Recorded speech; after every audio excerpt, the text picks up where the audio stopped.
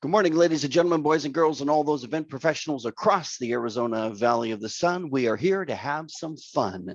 And we start, of course, with our traditional talking notes. What's news you can use in the event industry? And we always like to start with the good stuff because we have new members, and that's very exciting for Event Ensemble. We're, of course, welcoming the amazing presenting today, Rose Carl of Rose Carl Consulting, and you get to hear all about her and what she does in a few moments. In addition to that, we're equally excited to welcome Christina. I believe it's pronounced Chartier. She's a photographer, does weddings and social events, and she's new to the crew.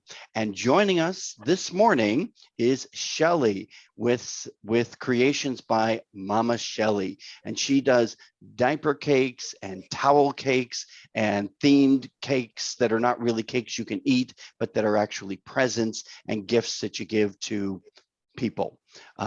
And my thing is jumping ahead. And so we have a photographer. It is Monique with Digital Creative Photography. And we also have, it's 5 o'clock somewhere, Tipsy Vibes Cocktail and Catering. I do believe that they are primarily a cocktail bartending service, although she has the word catering in there. So when she joins us, we'll have to figure out just exactly what that's all about. And Linda, you had asked about a fashion person, makeup person, and Lauren Corey is brand new to the crew and she does makeup. And of course, brand new sweet cakes with Sweet Cheryl and the bagel guy. We had a request just the other day in Event Ensemble. Somebody was looking for donuts and I could not resist mentioning that we have bagels if you're interested in bagels. And last but not least, new to the crew, we have the amazing Brian, who does a complete variety show of jugglers and clowns and magicians and everything you could possibly imagine. If you have a service that is similar in that nature, you would do well to connect with Brian because he brings on other event professionals to round out his crew for events. I've DJ'd at multiple events and I've referred him to members who do services that he may or may not have already in his roster, or that perhaps are not available on a particular date. And so he's always looking for additional talent. So reach out to Brian. He is a great resource. Professional presentations. You know, we're always talking about getting better at who we are and what we do. And so I want to just talk about these 3 videos that I've created. They're free. They're on my YouTube channel. I'm going to drop in the chat box, the links to each of these. But essentially, the first one is broadcast quality. And it's about creating a broadcast quality experience for your end user.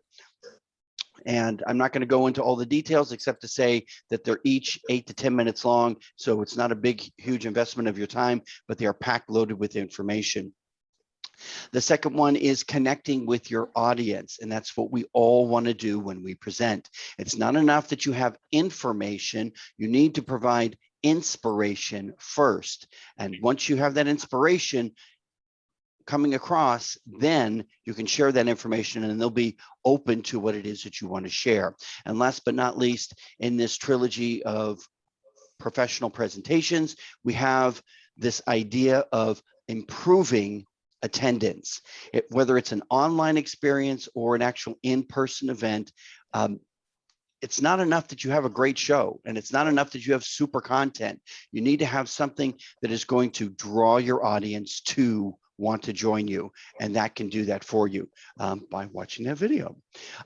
Next, I just want to do a friendly reminder for Brandy Blackford and her online wedding show. I don't know if she's still adding vendors, but if she is, it is a great investment of your time and money and a great way to build and promote your business. I've done it several times. I keep booking weddings, and so I'm a happy guy. And I do it right from here with my green screen behind me and my persona in front. Okay, I want to talk about, if you're not yet taking advantage of the big boom that is happening right now in the event industry, because it is. Rooms are reopening and clients are looking for each and every one of us and who we are and what we do. And it's going to be a hot summer, but I believe that it's going to be filled with events. Unlike in the past where things kind of slow down and shut down because it's so hot, I think that the cooped up demand or pent up demand for our services is actually going to be in demand during the summer. And certainly we're already booking holiday parties like crazy. So that's great news. And I hope that you're benefiting from that. If not, previous clients is your best resource for future work, for additional business. This gentleman posted this on Facebook, tagged me, and I did his wedding 14 years ago. I mean, it wasn't like it was fresh on his mind, right? And he pays me some great compliments, even though he may not necessarily know it. First, he says, thanks to our master of ceremonies. He doesn't say DJ first. He says master of ceremonies first, and followed by DJ, which is a huge compliment.